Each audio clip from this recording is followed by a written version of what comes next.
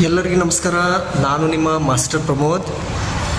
ಸಾಮಾನ್ಯವಾಗಿ ನಮ್ಮ SSLC ವಿದ್ಯಾರ್ಥಿಗಳಿಗೆ ಈಗ ಅಭ್ಯಾಸ ಗಣಿತ ವಿಷಯದಲ್ಲಿ 1ನೇ ಅಧ್ಯಾಯದಲ್ಲಿ ಕೆಲವು ಅವಿಭಾಜ್ಯ ಸಂಖ್ಯೆಗಳ ಮೇಲೆ ಕೆಲವು ಲೆಕ್ಕಗಳನ್ನು ಕೊಟ್ಟಿದ್ದಾರೆ. ಬಟ್ ಆ ಲೆಕ್ಕಗಳನ್ನು ಬಿಡಿಸ್ಬೇಕಾದ್ರೆ ವಿದ್ಯಾರ್ಥಿಗಳಿಗೆ ಅವಿಭಾಜ್ಯ ಸಂಖ್ಯೆ ಅಂದ್ರೇನ ಅಥವಾ ಅವಿಭಾಜ್ಯ ಅಪವರ್ತನಗಳ ಮೂಲಕ ಹೆಂಗೆ ಭಾಗಿಸೋದು ಅದೆಲ್ಲ ಗೊತ್ತಿರಲ್ಲ.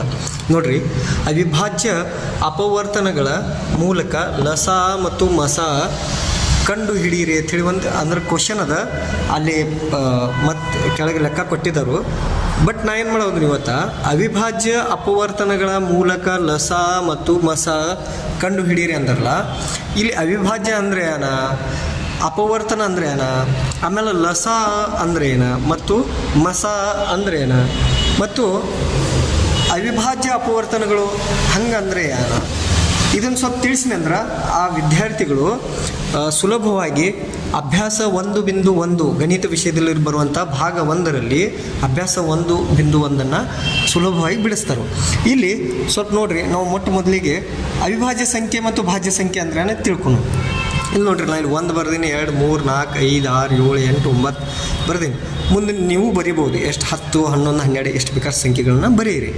ಇಲ್ಲಿ ನೋಡ್ರಿ, ಇದು 1ರ ಮಗ್ಯಾಗ ಅಷ್ಟೇ ಅದ, 1 ಅಥವಾ ಒಂದು ಸಂಖ್ಯೆಯನ್ನು 1ರಿಂದ ಮಾತ್ರ ಭಾಗಿಸಲ್ಪಡ್ತದೆ, ಬೇರೆ ಯಾವ ಸಂಖ್ಯೆಯಿಂದ ಭಾಗಿಸಕ್ಕೆ ಬರಲ್ಲ. ಆದರೆ ಇಲ್ಲಿ ನೋಡ್ರಿ, 2 1ರಿಂದ ಮತ್ತು 2ರಿಂದ ಮಾತ್ರ ಭಾಗ ಹೋಗ್ತದೆ. 3 1ರಿಂದ ಮತ್ತು 3ರಿಂದ, ನಾನು ತಪ್ಪು ಬರ್ತಿದ್ದೀನಿ, 3 ಇದು 1 ಹಾಗೂ 3ರಿಂದ ಮಾತ್ರ ಭಾಗ ಹೋಗ್ತದೆ. ಇದೊಂದು ಗಮನದಲ್ಲಿ ಇಡಬೇಕು, ಬೇರೆ ಯಾವ ಸಂಖ್ಯೆಯಿಂದ ಭಾಗ ಹೋಗಲ್ಲ. ಆಮೇಲೆ 4 ನೋಡಿರಿ, 1 2 ಮತ್ತು 4 ನೋಡಿರಿ, 1 4 4, 2 2 4, 4 1 4. ಅಂದರೆ ಈ ಯಾವುದೇ ಈ 3 ಸಂಖ್ಯೆಗಳಿಂದ 4ನ್ನು 0 ಬರಂಗೆ ಭಾಗಿಸ್ಬೋದು, ನಿಶೇಷವಾಗಿ ಭಾಗಿಸ್ಬೋದು.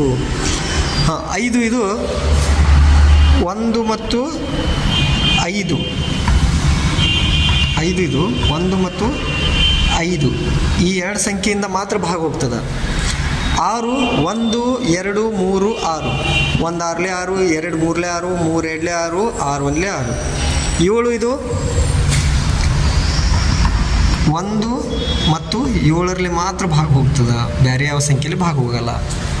ಆಮೇಲೆ 8 1 8 8, 2 4 8, 4 2 8, 8 1 8 ಇಷ್ಟೆಲ್ಲ ಸಂಖ್ಯೆಗಳಿಂದ ಭಾಗ ಹೋಗ್ತದೆ. 9 ನೋಡ್ರಿ, 1 9 9, 3 3 9, 9 1 9 ಇಷ್ಟು ಸಂಖ್ಯೆಗಳಿಂದ ಭಾಗ ಹೋಗ್ತದೆ. ಇಲ್ಲಿ ನೋಡ್ರಿ, ಈ ಸಂಖ್ಯೆಗಳನ್ನು ಈ ಏನು 2 3 4 ಸಂಖ್ಯೆಗಳದಲ್ಲ, ಇತರನ್ನೇನು ಭಾಗಿಸುವ ಸಂಖ್ಯೆಗಳು ಇಲ್ಲಿ ಕೆಳಗೆ ಬರ್ದಿಲ್ಲ, ಇವು ಇದ್ರು ಅಪವರ್ತನ ಅಂದ್ರೆ ಏನ, ಮ್ಯಾಲಿದ್ದಂಥ ಅಥವಾ ಕೊಟ್ಟಂಥ ಸಂಖ್ಯೆಗೆ ಯಾವ್ಯಾವ ಸಂಖ್ಯೆ ಭಾಗಿಸ್ತಾವೆ. ಫಾರ್ ಎಕ್ಸಾಂಪಲ್ ಇಲ್ಲಿ 4ನ್ನು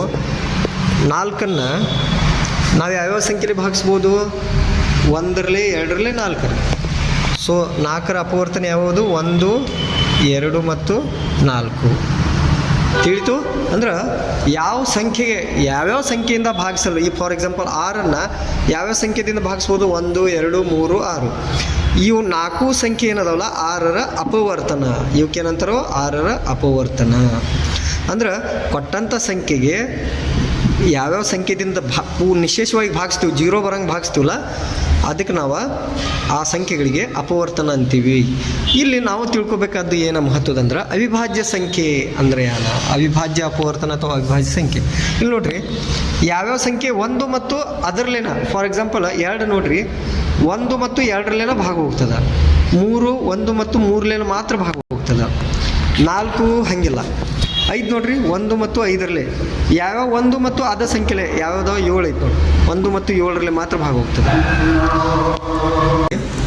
ಯಾವ ಸಂಖ್ಯೆಗೆ ಅದೇ ಸಂಖ್ಯೆಯಿಂದ ಮತ್ತು 1ರಿಂದ ಈ 2 ಮಾತ್ರ ಸಂಖ್ಯೆಗಳಿಂದ ಭಾಗಿಸಲ್ಪಡ್ತದಲ್ಲ, ಆ ಸಂಖ್ಯೆಗಳೆಲ್ಲ ಅವಿಭಾಜ್ಯ ಸಂಖ್ಯೆ. ನೋಡ್ರಿ, 2 1ರಲ್ಲಿ ಮತ್ತು 2ರಲ್ಲಿ ಅಷ್ಟೇ ಭಾಗ ಹೋಗಿದೆ, ಅಂದರೆ 1ರಲ್ಲಿ ಮತ್ತು ಅದೇ ಸಂಖ್ಯೆಯಿಂದ ಅಂದರೆ 2ರಿಂದ ಮಾತ್ರ ಭಾಗ ಹೋಗಿದೆ. 3 1 ಮತ್ತು 3ರಿಂದ ಮಾತ್ರ ಭಾಗ ಹೋಗಿದೆ. ಅದೇ ರೀತಿ ಅಂಥವು ಯಾವುದೋ 5 ನೋಡ್ರಿ, 1 ಮತ್ತು 5ರಿಂದ ಮಾತ್ರ ಭಾಗ ಹೋಗಿದೆ. 7 1 ಮತ್ತು 7ರಿಂದ ಮಾತ್ರ ಭಾಗ ಹೋಗಿದೆ. ಹಿಂಗೆ ಯಾವ್ಯಾವ ಸಂಖ್ಯೆ ಅದಲ್ಲ, ಇಂಥ ಸಂಖ್ಯೆಗಳಿಗೆ ಅವಿಭಾಜ್ಯ ಸಂಖ್ಯೆಗಳಂತಾರೆ. ಏನಂತಾರೋ ಅವಿಭಾಜ್ಯ ಸಂಖ್ಯೆಗಳು. ಇಂಥ ಈಗ ನಿಮ್ಗೆ ಅವಿಭಾಜ್ಯ ಸಂಖ್ಯೆ ಅಂದರೆ ತಿಳಿತು. ಕೆಲವೊಂದು ಅವಿಭಾಜ್ಯ ಸಂಖ್ಯೆಗಳು ಯಾವ ಅನ್ನೋದು ನಾನು ನಿಮ್ಗೆ ತಿಳಿಸ್ತನು. ಇಲ್ಲಿ ನೋಡ್ರಿ, ಅತ್ಯಂತ ಚಿಕ್ಕ ಅವಿಭಾಜ್ಯ ಸಂಖ್ಯೆ 2. ಇಲ್ಲಿ ಅವಿಭಾಜ್ಯ ಸಂಖ್ಯೆ ಬರೆದರು. ಅತ್ಯಂತ ಚಿಕ್ಕ ಅವಿಭಾಜ್ಯ ಸಂಖ್ಯೆ 2, ತದನಂತರ 3 ಬರ್ತದೆ, 5, 7, 11, 13, 17, 19, 23, 29, 31, 37 ಇವೆಲ್ಲ ನೋಡ್ರಿ 101 ಮಟ್ಟ ಬರೆದಿದ್ದೀನಿ. ಇವೆಲ್ಲ ಅವಿಭಾಜ್ಯ ಸಂಖ್ಯೆಗಳು. ಈಗ ನಿಮ್ಗೆ ಅವಿಭಾಜ್ಯ ಸಂಖ್ಯೆ ಅಂದ್ರೆ ತಿಳಿತಲ್ಲ, ಅವಕ್ಕೆ ಕೇವಲ 2 ಅಪವರ್ತನಗಳು ಇರ್ತಾವೆ. 1 ಮತ್ತು ಅದೇ ಸಂಖ್ಯೆ, ಒಂದು ಇರ್ತದೆ ಮತ್ತು ಅದೇನು 2 ಇರ್ತೈತಲ್ಲ, 2ಕ್ಕೆ 2 ಅಪವರ್ತನ, ಬೇರೆ ಇರೋಂಗಿಲ್ಲ. 3ಕ್ಕೆ 3 ಮತ್ತು 1 ಉಳಿದಕ್ಕೆ ಹಂಗಿಲ್ಲ. 4 ಭಾಜ್ಯ ಸಂಖ್ಯೆ ಅದ, ಯಾಕಂದ್ರೆ 4ಕ್ಕೆ 3 ಅಪವರ್ತನ ಅದಾವೆ, 6ಕ್ಕೆ 4 ಅದಾವೆ. ಅಂದ್ರೆ ಈ ಸಂಖ್ಯೆಗಳು ಬೇರೆ ಸಂಖ್ಯೆ ಅದ. ನೋಡ್ರಿ, 4 ಇದೆ 2ರಲ್ಲೇ ಭಾಗ ಹೋಗ್ತದೆ, ಅಂದರೆ 2 ಇದು ಬೇರೆ ಸಂಖ್ಯೆ ಅದ. 1 ಮತ್ತು 4 ಹೊರತುಪಡಿಸಿ 2 ಬಂದದ, ಅಂದರೆ ಇದು 4 ಭಾಜ್ಯ ಸಂಖ್ಯೆ. ಅತ್ಯಂತ ಚಿಕ್ಕ ಭಾಜ್ಯ ಸಂಖ್ಯೆ 4, ಆಮೇಲೆ 6, 8, 9 ಹೀಗೆಲ್ಲ ಬರ್ತವೆ. ಈಗ ಸದ್ಯ ನಮ್ಮ ವಿದ್ಯಾರ್ಥಿಗಳಿಗೆ ಬೇಕಾದದ್ದು ಅವಿಭಾಜ್ಯ ಸಂಖ್ಯೆ ಅಂದ್ರೇನ ಈಗ ಗೊತ್ತಾಗಿದೆ. ಅವಿಭಾಜ್ಯ ಅಪವರ್ತನಗಳ ಮೂಲಕ ಅಂಥೇಳಿ ಲಸ ಮತ್ತು ಮಸ ಕಂಡುಹಿಡಿಯ ಅಂದರು. ಇಲ್ಲಿ ಲಸ ಅಂದ್ರೆ ಲಘುತಮ ಸಾಮಾನ್ಯ ಅಪವರ್ತ್ಯ, ಅಂದ್ರೆ ಅಪವರ್ತ್ಯ. ಇಲ್ಲಿ ಮಸದಾಗೂ ಅದ, ಲಸದಾಗೂ ಅದ. ಲಘುತಮ ಸಾಮಾನ್ಯ ಅಪವರ್ತ್ಯ ಬರ್ತದ, ಅಥವಾ ಲಘುತಮ ಸಾಮಾನ್ಯ ಗುಣಕ. ಇಂಗ್ಲೀಷ್ನಲ್ಲಿ ಲೋವೆಸ್ಟ್ ಕಾಮನ್ ಮಲ್ಟಿಪಲ್ ಅಂಥೇಳಿ ಅಂತಾರೆ, ಲೋವೆಸ್ಟ್ ಕಾಮನ್ ಮಲ್ಟಿಪಲ್.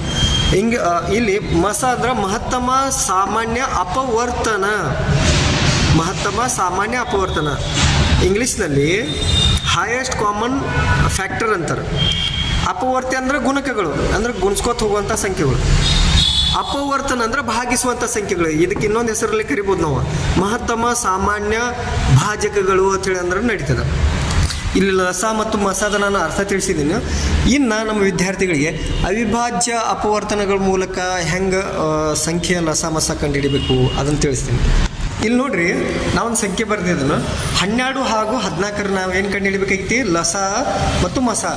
ಹೆಂಗೆ ಅವಿಭಾಜ್ಯ ಅಪವರ್ತನಗಳ ಮೂಲಕ, ಅವಿಭಾಜ್ಯ ಅಪವರ್ತನಗಳ ಮೂಲಕ ಕಂಡುಹಿಡಿಬೇಕಾಗಿತ್ತು. ಬೇರೆ ಬೇರೆ ಭಾಜ್ಯ ಸಂಖ್ಯೆಗಳಿಂದ ಕೂಡ ನಾವು ಲಸ ಕಂಡುಹಿಡಿಬೋದು, ಆದರೆ ನಾವಿಲ್ಲಿ ಅವಿಭಾಜ್ಯ ಅಪವರ್ತನ, ಭಾಜ್ಯ ಅಪವರ್ತನಗಳ ಮೂಲಕ ಕಂಡುಹಿಡಿಬೋದು.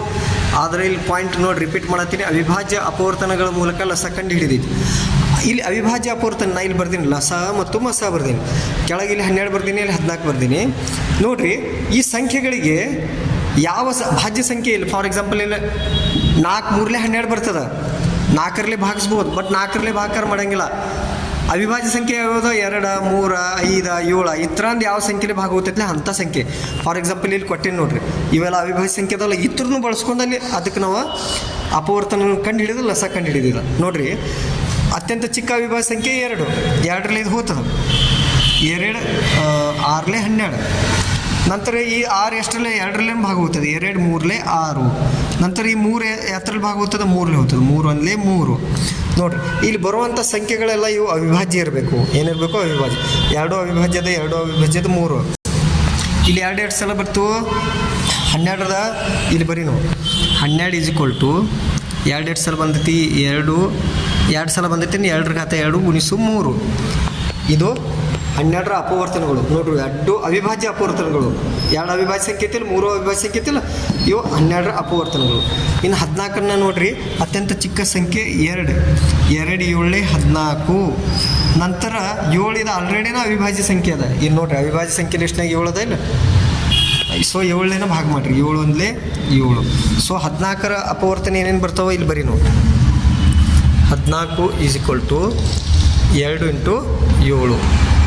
ನೋಡಿರಿ, ಇವೆರಡು ಅವಿಭಾಜ್ಯ ಸಂಖ್ಯೆನದಾವೆ. ಇಲ್ಲಿ ಯಾವುದೇ ರೀತಿಯ ಭಾಜ್ಯ ಸಂಖ್ಯೆ 4, 6, 8, 9 ಇಂಥವು ಯಾವಿಲ್ಲ. ಅಂದ್ರೆ ಇವಕ್ಕೆ ನಾವು ಅವಿಭಾಜ್ಯ ಅಪವರ್ತನಗಳು ಅಂತೀವಿ. ಇನ್ನು ಲಸ ನೋಡ್ರಿ, ಮತ್ತು ಮಸ ಹೆಂಗೆ ಕಂಡಿಡ್ರಿ. ಈಗ ಮೊದಲು ಮಸ ಕಂಡಿಡಿ ನಾವು. ಮಸ ಕಂಡುಹಿಡಿಬೇಕಾದ್ರೆ ಇಲ್ಲಿ 2 ತ್ರೊಳಗೆ ಇದ್ದಂಥ ಸಂಖ್ಯೆ 2 ಅದ, 3 ಇಲ್ಲಿ ಐತಿ, ಈ ಕಡೆ ಇಲ್ಲ, 7 ಇಲ್ಲಿ ಐತಿ, ಇಲ್ಲಿಲ್ಲ. 2 ಅಂತೂ 2 ಕಡೆ ಇದೆ. 2 ಘಾತ 2 ಐತಿ, 2 ಘಾತ ಇಲ್ಲಿ 1 ಇರ್ತೈತಿ, ಏನು ಇಲ್ದಿದ್ರು 1 ಇರ್ತದೆ. ನಾವು ಮಸ ಬರೆಯುವತ್ತ ಏನು ಮಾಡೋದು, 2 ಸೇಮ್ ಇರಬೇಕು, 2 ಕಡೆ ಸೇಮ್ ಇರಬೇಕು, ಬಟ್ ಘಾತ ಸಂಖ್ಯೆ ಸಣ್ಣದಿರಬೇಕು. ಇಲ್ಲಿ ಸಣ್ಣದದ, ಇದನ್ನು ತೊಗೋಬೇಡ್ರಿ, ನಾವು ಇದನ್ನು ತೊಗೋಬೇಕು. ಹಾಗಾದ್ರೆ ಅಷ್ಟೇ 2 ಮಸ ಎಷ್ಟು ಬಂತು, 2ರದ್ದು 2. ಇದು ನೆನಪಿನಲ್ಲಿ ಇಟ್ಕೋಬೇಕು. ಮಸದಲ್ಲಿ ಕಾಮನ್ ಸಂಖ್ಯೆ 2 ಕಡೆ ಆ ಸಂಖ್ಯೆ ಇತ್ತಂದ್ರೆ ಅದ್ರ ಛೇದ ಯಾವುದು, ಘಾತ ಯಾವ್ದು ಸಣ್ಣದಿರ್ತೈತಿಲ್ಲ ಆ ಸಂಖ್ಯೆನ ತೊಗೋಬೇಕು. ಇನ್ನು ಲಸದಾಗ ತ್ರೋಗ ಏನೈತಿ, ಘಾತ ಯಾವ್ದು ದೊಡ್ಡದಿರ್ತದಲ್ಲ, ಇಲ್ಲಿ 2 ಘಾತ 2 ಐತಿ, ಇಲ್ಲಿ 2 ಘಾತ 1 ಐತಿ. ನಾವು ಇದನ್ನು ತೊಗೋದು 2 ಘಾತ 2, ಉಳಿದು 3 ಮತ್ತು 7 ಇವೆಲ್ಲ ತೊಗೋದು. ಸೊ 2 ಘಾತ 2 ಗುಣಿಸು 3 ಗುಣಿಸು 7. ಸೊ ಈ ಥರ 2 ಘಾತ 2 ಅಂದ್ರೆ 2 ಇರಲಿ 4, ಆಮೇಲೆ ಅದಕ್ಕೆ 3 ಗುಣಾಕಾರ ಮಾಡಿ 4 3 12. 12 7 ಎಷ್ಟು ಆಗ್ತದೆ ನೋಡ್ರಿ, 12 7 84. ಸೊ ಲಸ ಎಷ್ಟು ಬತ್ತು 84. ಇಲ್ಲಿ ನಮ್ಮ ಎಲ್ಲ ವಿದ್ಯಾರ್ಥಿಗಳಿಗೆ ಅವಿಭಾಜ್ಯ ಅಪವರ್ತನಗಳಂದ್ರೇನ ತಿಳಿತು. ಇಲ್ಲಿ ಅವಿಭಾಜ್ಯ ಅಪವರ್ತನಗಳು ನೋಡಿರಿ, ಎಲ್ಲ ಅವಿಭಾಜ್ಯ ಸಂಖ್ಯೆ ಬರ್ಬೇಕತ್ರಾಗ ಆ ಅಪವರ್ತನದಾಗ. ಆಮೇಲೆ ಪ್ಲಸ್ ಏನು ತಿಳಿಸೀನಿ, ಭಾಜ್ಯ ಸಂಖ್ಯೆ ಅಂದ್ರೇನ, ಅವಿಭಾಜ್ಯ ಸಂಖ್ಯೆ ಅಂದ್ರೆ ಅಂತ ತಿಳಿಸೀನಿ. ಲಸ ಅಂದ್ರೆ ಅದ್ರ ಲಾಂಗ್ ಫಾರ್ಮ್ ಏನ, ಮತ್ತು ಅದ್ರ ಅರ್ಥ ಯಾವ ರೀತಿ ಬರ್ತದೆ, ಮಸ ಅಂದ್ರೆ ಅದ್ರ ಅರ್ಥ ಏನ ತಿಳಿಸೀನಿ. ನನ್ನ ಒಂದು ಪುಟ್ಟ ಪ್ರಯತ್ನ ವಿದ್ಯಾರ್ಥಿಗಳಿಗೆ ಕಲಿಕೆಗೆ ಅನುಕೂಲ ಆಗ್ತೈತಿ ಅಂತ ತಿಳ್ಕೊಂಡೀನಿ. ಸೊ ಪ್ರತಿಯೊಬ್ಬರು ನನ್ನ ಚಾನಲ್ನ ಸಬ್ಸ್ಕ್ರೈಬ್ ಮಾಡಿ ಮತ್ತು ಲೈಕ್ ಮಾಡಿ. ಇದರಿಂದ ನನಗೆ ಮತ್ತೆ ಹೆಚ್ಚಿನ ಹುರುಪು ಬರ್ತದೆ, ನಾನು ನಿಮ್ಗೆ ಹೆಚ್ಚು ಪಾಠ ಹೇಳಬೇಕಂತೇಳಿ. ಸೊ ಎಲ್ಲರಿಗೂ ಧನ್ಯವಾದಗಳು, ಎಲ್ಲರೂ ಒಳ್ಳೆಯದಾಗಲಿ.